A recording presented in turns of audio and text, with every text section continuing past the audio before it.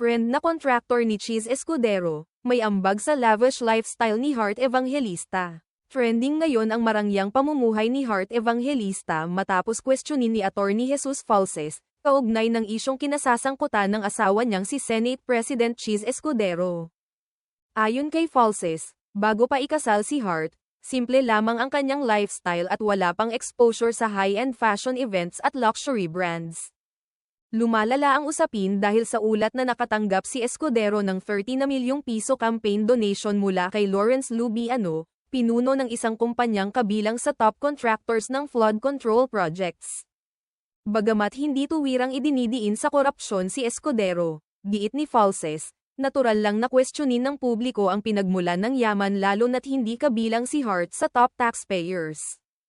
Nilinaw ni Falses na hindi ito personal na atake kay Heart kundi panawagan para sa transparency at pananagutan ng mga opisyal at kanilang pamilya. Lalo na kung bigla ang nagbabago ang kanilang pamumuhay.